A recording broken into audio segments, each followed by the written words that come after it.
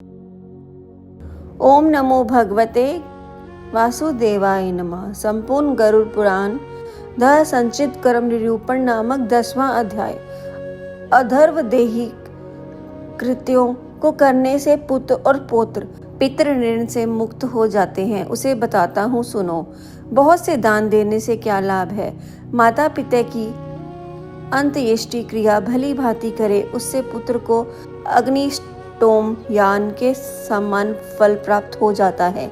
माता पिता की मृत्यु होने पर पुत्र को शोक का परित्याग करके सभी पापों से मुक्ति प्राप्त करने के लिए समस्त बांधवों के साथ मुंडन कराना चाहिए।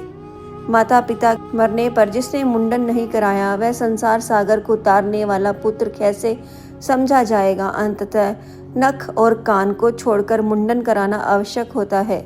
इसके बाद समस्त बांधवों सहित स्नान करके धोत वस्त्र धारण करें।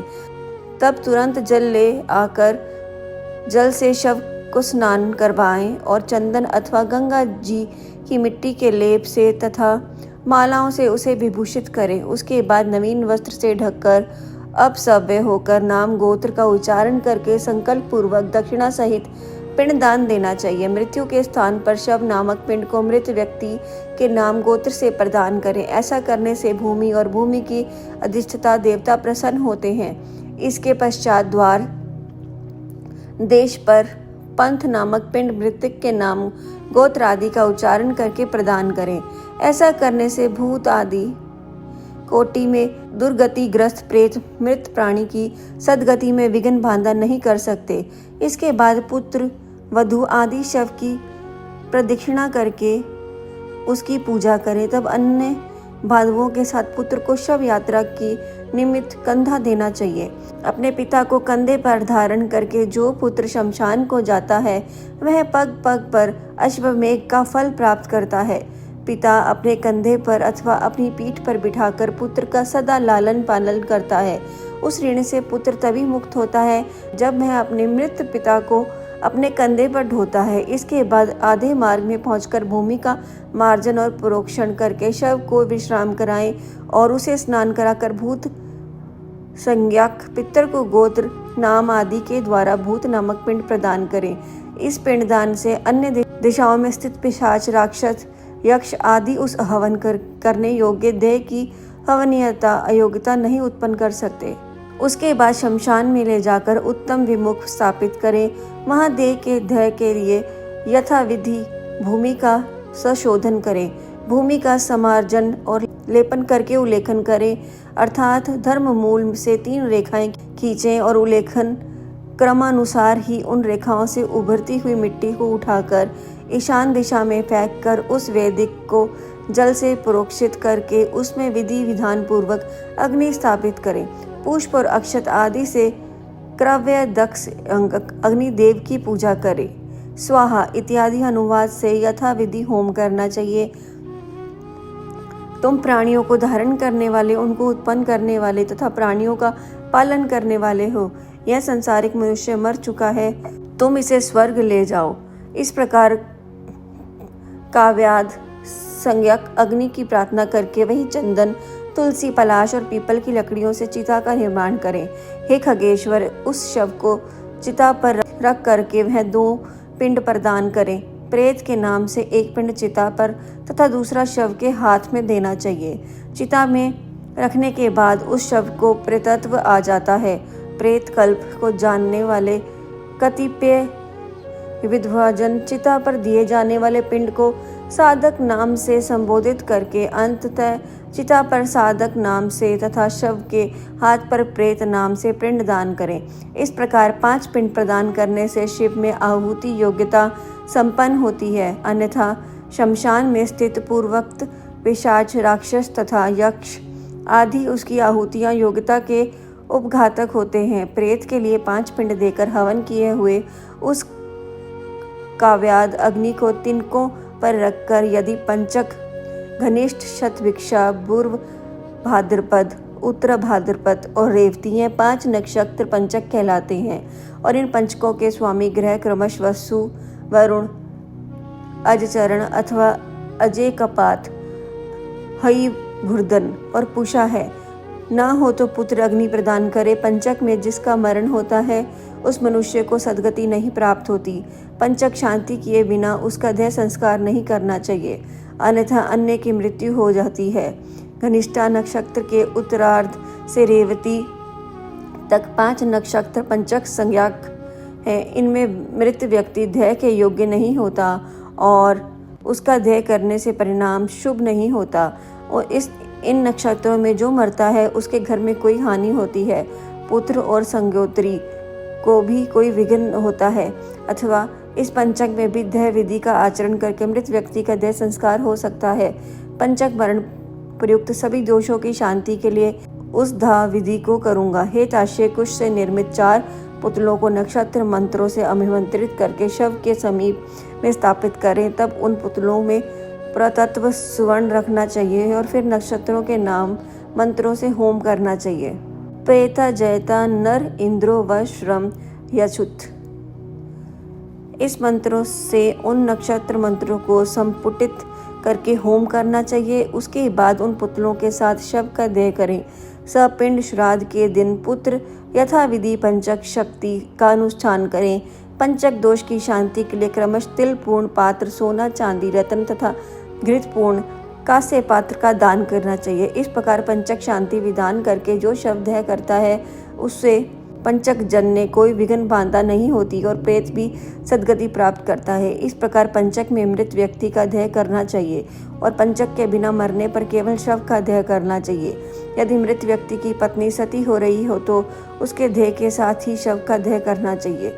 अपने पति की प्रिय संपादन में संलग्न पतिव्रता नारी यदि उसके साथ परलोक गमन करना चाहे, सती होना स्त्री की इच्छा पर निर्भर करता है। सती के नाम पर कोई जबरदस्ती नहीं होनी चाहिए। तो पति की मृत्यु होने पर स्नान करें और अपने शरीर को कुमकुम अंजन सुंदर वस्त्र आभूषण अलंकृत करें।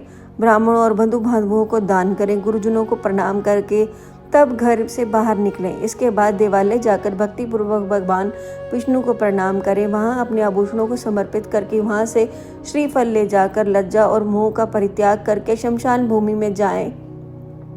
तब मां सूर्य को नमस्कार करके चिता की परिक्रमा करके पुष्प शैया रूपी चिता पर चढ़े और अपने पति को गोद में लिटाएं। तदंतर सखियों को श्रीफल देकर दहा के लिए आज्ञा प्रदान करें और शरीर दह में गंगा जल में स्नान के समान मानकर अपना शरीर जलाएं। गर्भिणी स्त्री को अपने पति के साथ अपना देह नहीं करना चाहिए। प्रसव करके उत्पन्न बालक का पोषण करने के अंतर्गत उसे सती होना चाहिए। यदि स्त्री अपने मृत पति के शरीर को लेकर अपने शरीर का दाह करती है तो अग्नि उसके शरीर मात्र को जलाती है, उसकी आत्मा को कोई पीड़ा नहीं होती।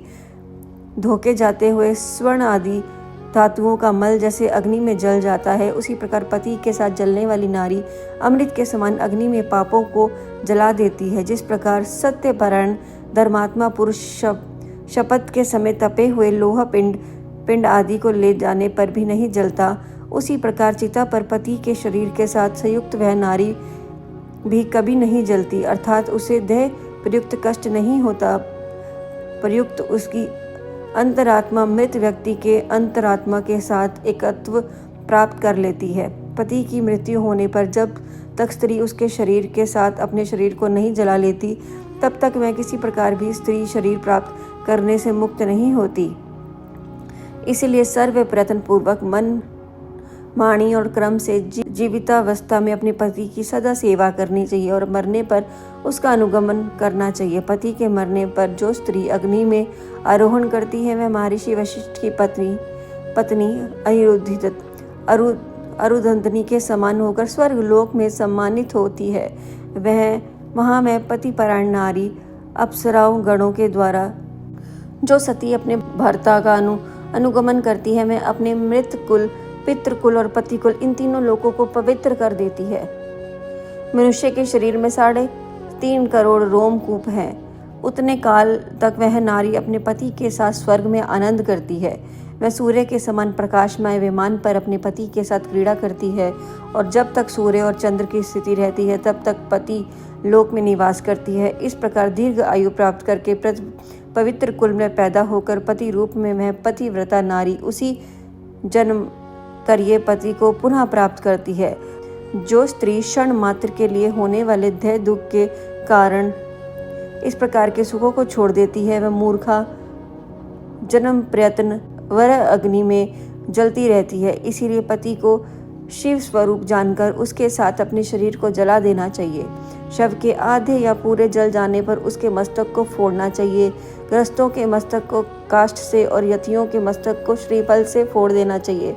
पितृलोक की प्राप्ति के लिए उसके ब्रह्मरदन का भेदन करके उसका पुत्र निम्न मात्र से अग्नि में घी और आहुति दे। हे अग्निदेव, तुम भगवान वासुदेव के द्वारा उत्पन्न हो गए हो, पुनः तुम्हारे द्वारा इसकी तेजोमय दिव्य शरीर की उत्पत्ति हो। स्वर्गलोक में गमन करने के लिए इसका स्थूल शरीर जलकर तुम्हारा हवि हो। इत्यर्थ तुम प्रज्वलित हो। इस प्रकार मंत्र सहित तिल मिश्रित घी की आहुति देकर जोर से रोना चाहिए। उससे मृत प्राणी सुख प्राप्त करता है। देह के अनंतर स्त्रियों को स्नान कराना चाहिए। तत्पश्चात पुत्रों को स्नान करना चाहिए। तदंतर मृत प्राणी के गोत्र नाम का उच्चारण करके तिलांजलि देनी चाहिए।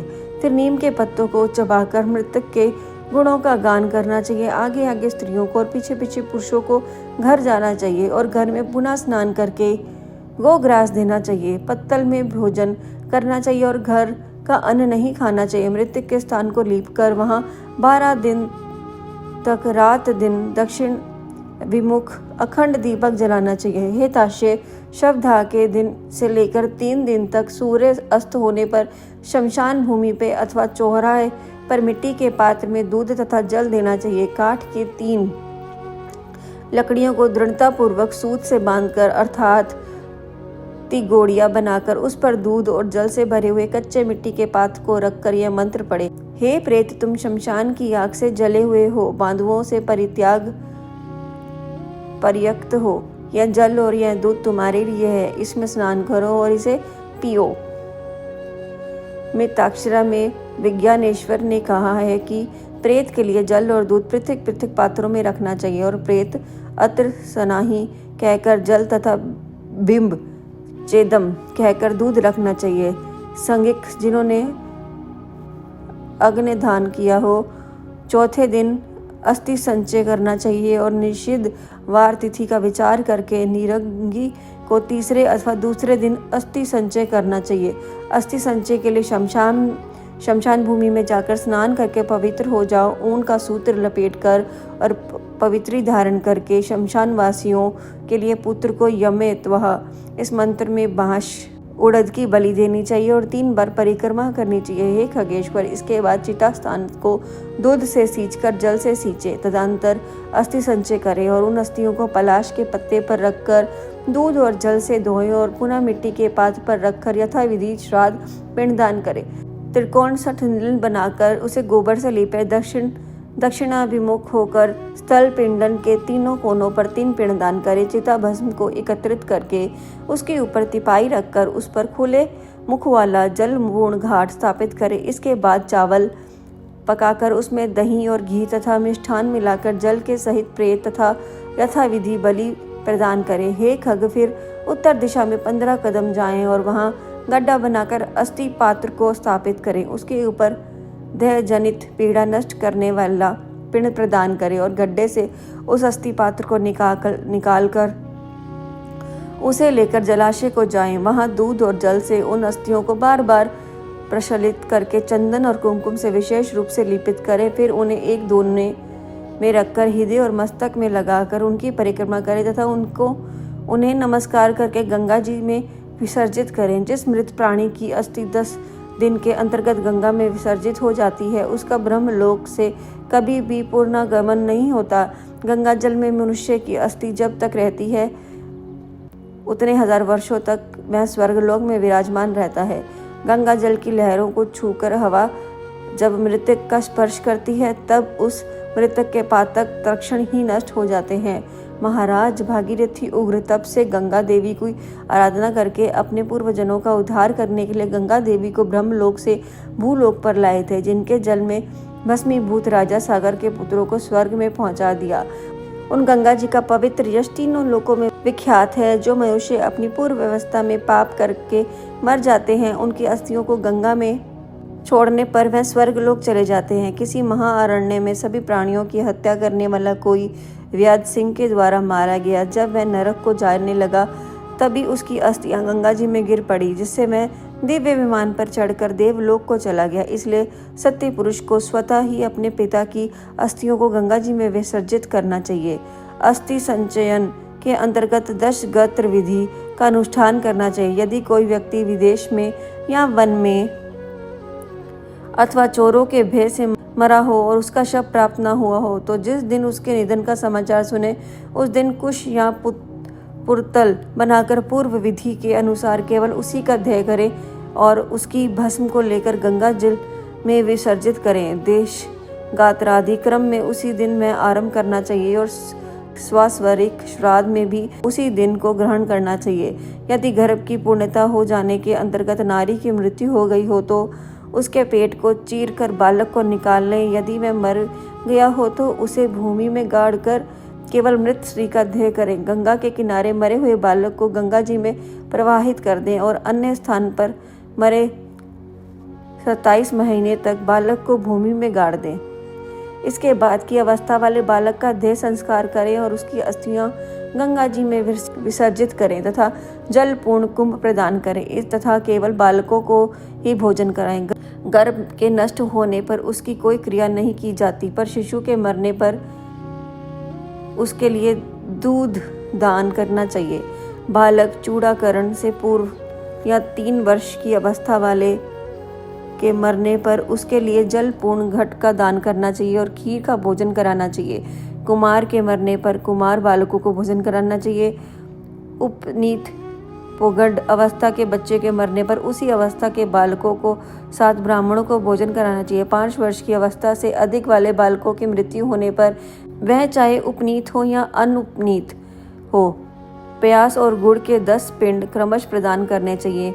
पोगंड अवस्था में बालक की मृत्यु होने पर वृषोस्तर्ग तथा महादान की विधि को छोड़कर एकादशा तथा द्वादशा की क्रिया का संपादन करना चाहिए। पिता की जीवित रहने पर पोगंडावस्था में मृत बालक का सपिंड दान श्राद्ध नहीं होता। अंत 12वें दिन उसका केवल एक और श्रेष्ठ श्राद्ध करें। स्त्री और शूद्रों के लिए विवाह के व्रत बंध स्थानीय संस्कार कहा गया है। व्रत अर्थात उपन्याय के पूर्व मरने वाले सभी व्रणों के मृतकों के लिए उनकी अवस्था के अनुकूल समान क्रिया होनी चाहिए। जिसने थोड़ा क्रम किया हो, थोड़े विषयों में जिसका संबंध रहा हो, क्रम अवस्था हो, स्वल्प देह वाला हो, ऐसे जीव के मरने पर उसकी क्रिया के स्वल्प ही होनी चाहिए। किशोर अवस्था और तरुण अवस्था के मनुष्य मरने पर शर्यादान, वृक्षोत्सर्गरति, पददान, महादान और गोदान आदि क्रिया करनी चाहिए। सभी प्रकार की सहसानियों की मृत्यु होने पर उनके पुत्रों आदि के द्वारा ना तो उनका देह संस्कार किया जाना चाहिए, ना उन्हें तिलांजलि देनी चाहिए और ना उनकी 10 गात्र आदि क्रिया ही करनी चाहिए, क्योंकि दंड ग्रहण कर लेने मात्र से नर ही नारायण स्वरूप को हो जाता है। त्रिदंड और इंद्रियों का स्वयं ही त्रिदंड है। ग्रहण करने से मृत्यु अंतर्गत उस जीव को प्रेतत्व प्राप्त नहीं होता। ज्ञानी जन तो अपने स्वरूप का अनुभव कर लेने के कारण सदा ही मुक्त ही होते हैं, इसलिए उनके उद्देश्य से दिए जाने वाले पिंडों की भी आकांक्षा नहीं की जाती। अंततः उनके लिए पिंडदान और उदर क्रिया करनी चाहिए, किंतु प्रेत भक्ति के कारण तीर्थ श्राद्ध और गया श्राद्ध करने चाहिए। हे ताश्य, हंस, परमहंस, कुटीचक और बहुदक, इन चारों प्रकारों के सन्यासियों की मृत्यु होने पर उन्हें पृथ्वी पर गाड़ देना चाहिए। गंगा आदि नदियों की उपलब्ध न रहने पर पृथ्वी में गाड़ने की विधि है। यदि में कोई महानदी हो तो उन्हीं में जल समाधि दे देनी चाहिए। इस प्रकार गरुड़ पुराण के अंतर्गत सारोद्वार में ध्येय स्थित संचय क्रम निरूपण नामक 10वां अध्याय पूर्ण हुआ।